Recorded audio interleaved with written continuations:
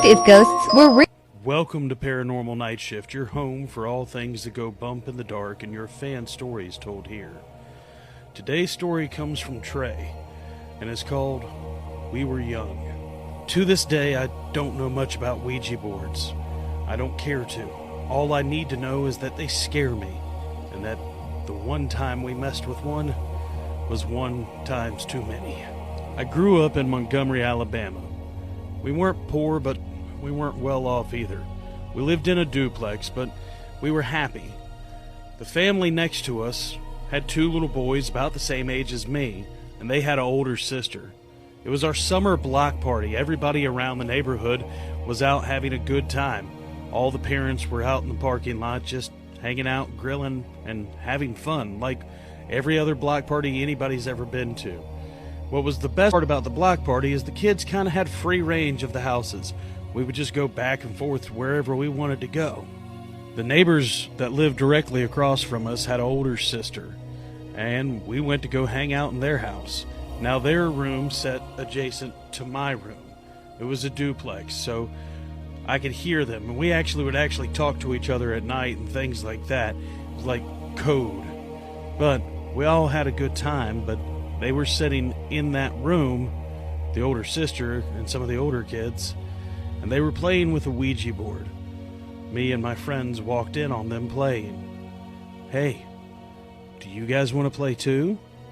Sure. We were 6 years old. We were just excited that anybody wanted to play with us. Remember, they started asking it questions, and the planchette began to move around the board. We all thought it was just good fun. But when they started communicating with something, they used me and my friends as their sacrifice. See, whatever they started contacting wanted some sort of sacrifice. And teenagers being teenagers and us being 6, they said, sure, you can have one of them. Why not? Planchette began to spin around in circles violently. Whatever happened, it scared the older kids as well. I remember them looking at us and going, you have to get out of here. You gotta run. Well, I was 6, and I ran, and I cried, and I told my mom. That's what I did. My mom and their mom were very upset with them. They made the big kids apologize to the little kids. They were very, very upset. But the thing was, the big kids seemed kind of scared too. It just didn't make sense to me. We didn't talk to that family much more after that. Even though they lived right next to us, my mom kind of refused to be their friends anymore. She was very upset about the whole situation. They moved shortly after that, and the apartment sat vacant for a couple months.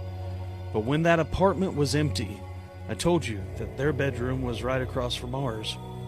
I continued to hear it, scratching and clawing on the walls, knocking. It sounded like something was calling my name.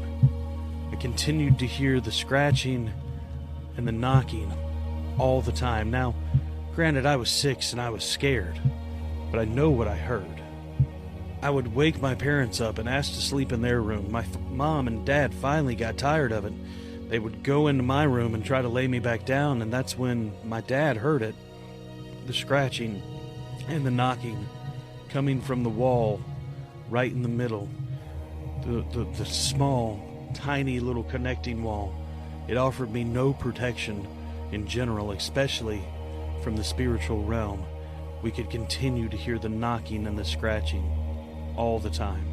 Sometimes the sounds would be moaning, and my parents and I both could swear that we heard someone in the other room talking.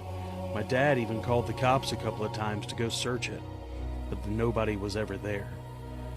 We moved out shortly after that. My dad got a new job, and my mom and dad were eager to move out. I never messed with Ouija boards after that. Granted, I was 6, and I know this whole story comes from the perspective of a 6-year-old, but it was enough to instill that fear inside of me my entire life.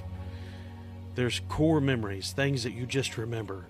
And I remember at 6 years old, my parents and myself being terrified of something that they couldn't explain to me.